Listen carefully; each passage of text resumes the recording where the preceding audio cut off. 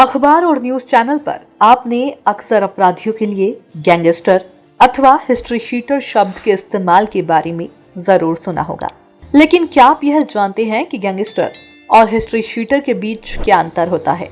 अगर नहीं जानते हैं तो आज के इस वीडियो में हम आपको यही जानकारी देने वाले हैं कि गैंगस्टर और हिस्ट्री शीटर के बीच क्या अंतर होता है और इन दोनों में कौन सा अपराधी ज्यादा खतरनाक होता है। लेकिन आगे बढ़ने से पहले अगर आप हमारे चैनल पर नए हैं तो चैनल को सब्सक्राइब जरूर करिए और हमारे फेसबुक पेज को फॉलो जरूर कर ले ताकि और भी रोचक जानकारियां आपको मिलती रहे। तो चलिए शुरू करते हैं। पहली बात हिस्ट्री शीटर की करते हैं।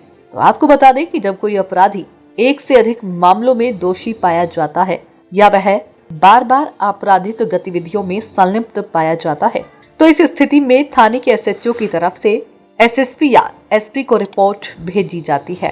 इसके बाद अधिकारियों के आदेश पर थाने में उस अपराधी की हिस्ट्री शीट फाइल खोली जाती है। इस हिस्ट्री शीट फाइल में उस अपराधी की पूरी कुंडली होती है। इसमें उसके दोस्तों से लेकर रिश्तेदारों तक की डिटेल होती है। साथ ही उसके द्वारा किए गए सभी अपराधों का विवरण भी सबूत के साथ दर्ज किया जाता है। फिर इस फाइल को कोर्ट में पेश किया जाता है। पुलिस कोर्ट से उस अपराधी को हिस्ट्री शीटर की श्रेणी में दर्ज करने का निवेदन करती है। कोर्ट में जज साहब उस अपराधी द्वारा किए गए सभी अपराधों पर नजर डालते हैं और पुलिस द्वारा पेश किए गए सबूतों से उसके अपराधों का मिलान करते हैं। अगर जज साहब को लगता है कि उक्त अपराधी इसी अपराधी ने किए हैं तो जज साहब ऐसे अपराधी को हिस्ट्री शीटर की श्रेणी में डालने का आदेश देते हैं। हिस्ट्री शीटर की दो कैटेगरी होती है। कैटेगरी में ए में चोरी, लूट, डकैती से संबंधित क्राइम से जुड़े अपराधी होते हैं। वहीं कैटेगरी बी में पेशेवर अपराधियों को रखा जाता है। हिस्ट्री शीट खुलने के बाद अपराधी को रेगुलर तौर पर पुलिस स्टेशन में अपनी उपस्थिति दर्ज करानी पड़ती है। ऐसा नहीं करने पर पुलिस उसकी उपस्थिति की जांच करने के लिए बार बार उसके घर भी जाती है। ऐसे अपराधियों को आसानी से जमानत भी नहीं मिलती है। अब बात करते हैं गैंगस्टर की। तो आपको बता दें कि भारत में गिरोह बनाकर अपराध करने वाले लोगों के खिलाफ भारत सरकार ने 1986 में गैंगस्टर एक्ट बनाया था और इसे लागू किया था। गैंगस्टर अधिनियम 1986 के तहत एक या एक से अधिक व्यक्तियों का समूह जो अपराध के जरिए अनुचित लाभ अर्जित करता है वह गैंगस्टर की श्रेणी में आ जाता है।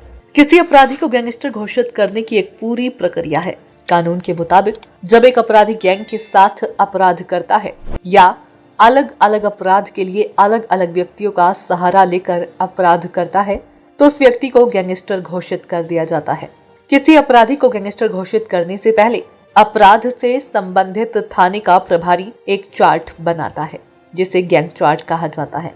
इस चार्ट में अपराधी और अपराध से जुड़ी सभी जानकारियां होती हैं। इसके बाद थाना प्रभारी यानी एसएचओ अपने वरिष्ठ अधिकारियों के सामने ये चार्ट पेश करता है। यहाँ से ये चार्ट एसपी के पास से होते हुए जिले के डीएम के पास पहुँचता है और फिर डीएम यानी डिस्ट्रिक्ट मजिस्ट्रेट इस चार्ट की जांच करने के बाद इसे मंजूरी दे देते हैं। डीएम की मंजूरी के बाद इस चार्ट में मौजूद सभी अपराधी गैंगस्टर घोषित हो जाते हैं। आमतौर पर गैंगस्टर एक्ट के तहत अपराधों के लिए अपराधी को 5 से 10 वर्ष तक की सजा हो सकती है। वहीं कुछ मामलों में यह सजा आजीवन कारावास तक भी हो सकती है। उत्तर प्रदेश की बात करें तो यूपी में गैंगस्टर एक्ट के तहत मिनिमम 2 साल और अधिकतम 10 साल की सजा का प्रावधान है। आशा करते हैं कि दी गई जानकारी आपको जरूर पसंद आई होगी। जानकारी अच्छी लगी हो तो चैनल को सब्सक्राइब और वीडियो को लाइक शेयर जरूर करें। फिर मिलते हैं किसी और नई जानकारी के साथ। तब तक के लिए नमस्कार।